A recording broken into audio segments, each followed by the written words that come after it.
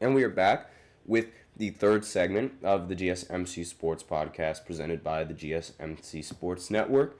And in this third segment, we're going to be looking at the Bills and the Chiefs game, and we're going to mainly talk about Josh Allen in this game and whether or not he has a legitimate case for being an MVP candidate, and just exactly what the odds are looking in his favor as well as just a brief overview of this game that happened as well.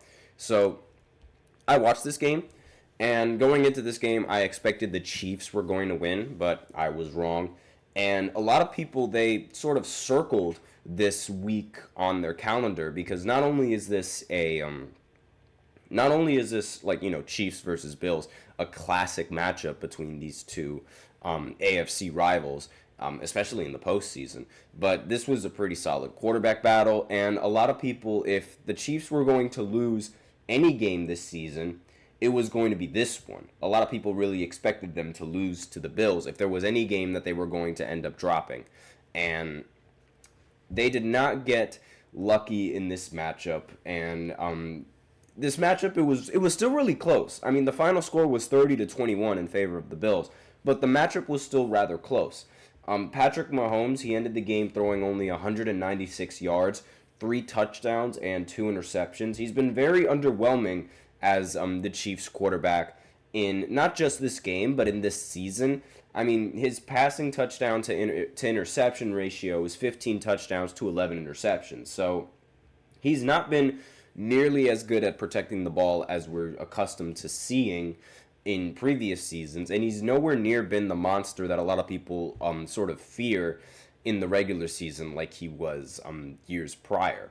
And it's really unfortunate because I really thought that if there was any player that could pass Tom Brady as the greatest player of all time, it would be Patrick Mahomes, not only with his resume, but just his abilities as a quarterback. And he still has a couple more years as a quarterback. So, not even a couple. He still has several more years that he could be playing. So, we'll see how that career sort of unfolds.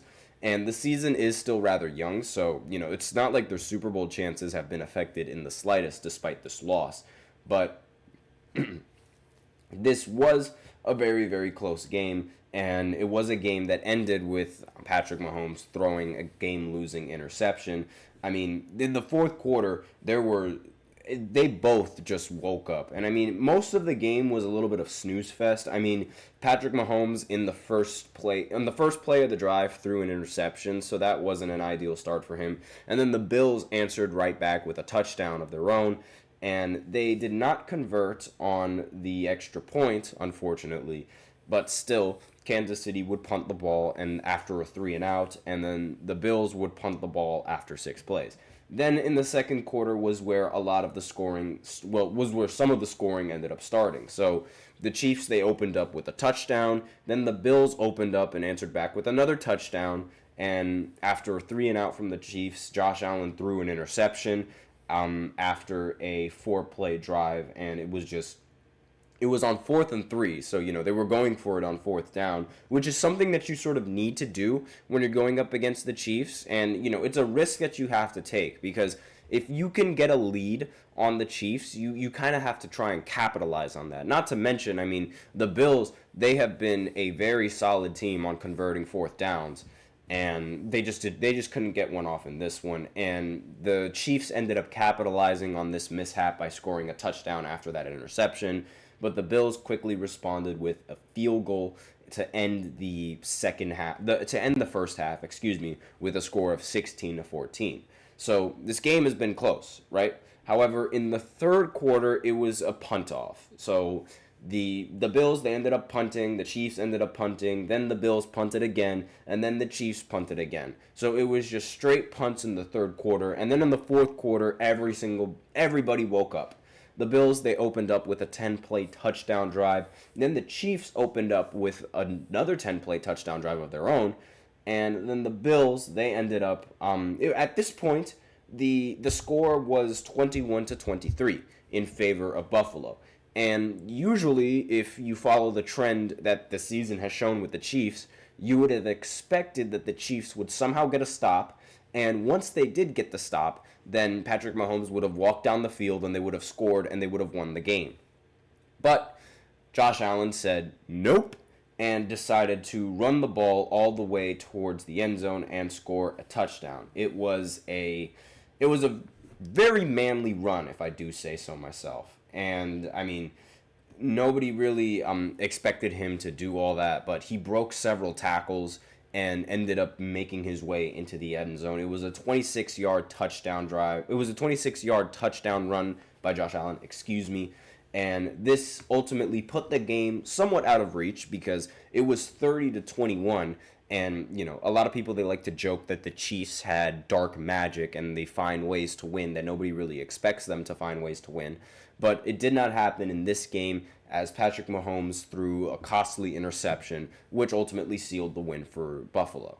Now, with this win, Buffalo is now 9-2, and currently, I believe, aside from the Chiefs, I believe they have the best record in the entirety of the AFC. I'm just going to go ahead and quickly check the standings right now. Yeah, aside from the Chiefs, they're the only other team that has 9 wins in in the entire AFC. In the NFC, the Lions are 9-1, same record as the Chiefs, and the other team that's close to getting their record is the Steelers, who are 8-2. And speaking of the Steelers, they played the Ravens, and this is where Josh Allen getting into the MVP conversation gets into the mix.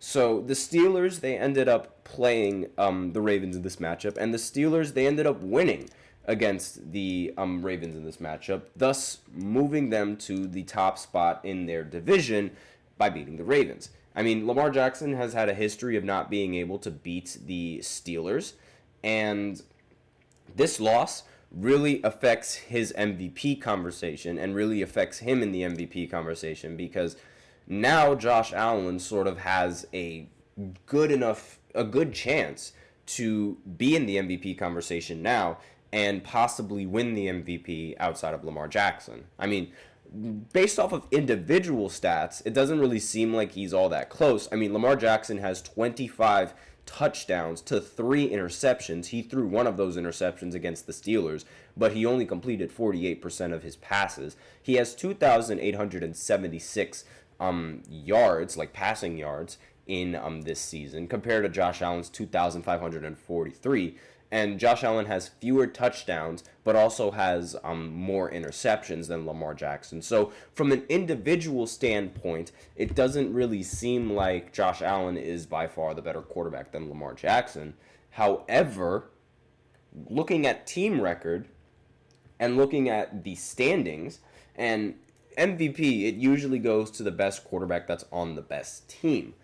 And if we look at the standings and we look at their records right now, the Ravens, they're 7-4 compared to the Bills being 9-2. So now Josh Allen, with this win under his belt against the undefeated team in the NFL, well, former undefeated team in the NFL, this greatly boosts his chances of winning the MVP.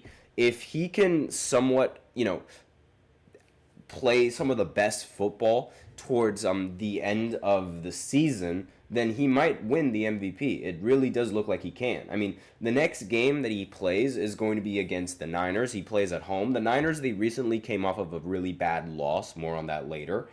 And if he ends up winning in this matchup, this also gives him a pretty good boost. Again, the Niners, they aren't nearly as good as they were in previous years. They're 5-5. But again, if he can play really well against the Niners, and then the next game is against the Rams, and then the next game is against the Lions. Again, if he's able to win out in these games, then the MVP race could be his to lose. And compared to the Ravens schedule, let's actually go ahead and look at the Ravens schedule going into the future, if I can find that game. There we go. Ravens schedule. Let's see. Who do they play? They're going to play the Chargers on Monday, and then they're going to play the Eagles, and then they're going to play the Giants, which they're going to win. Then they play the Steelers again, and then they're going to play the Texans, and then the Browns. So it's really close now, this MVP race. Before, it was just, Lamar Jackson. It seemed like he was going to run away with this MVP, but now it seems like, it's going to be really close, either between Josh Allen or Lamar Jackson. Again, Lamar Jackson, he does have individually, he has much better stats than Josh Allen. But Josh Allen has the team record, and he also has the win against the Chiefs, which is really something to boast about. Again, the season is still rather young, so we will have to see how that goes through the rest of these weeks and see how it unfolds. So that's all that I have to say in this third segment. So now we're going to go ahead and go into the fourth segment, where we do a very quick little recap of these NFL games, because I predicted the outcomes of some of these games, and we're going to go ahead and look at my previous predictions and see how many of them I ended up getting right, how many of them I ended up getting wrong, and we'll be right back after this short break, so be sure to stay tuned. Again, it's just going to be quick. I'm not going to completely cover every single game in the NFL that happened, but I will cover some of those games because I was unable to watch all of them. And throughout the week, I'll probably look at all of these games a little bit more in depth and what it could mean for each and every single one of their seasons. So I'll be right back after this short break.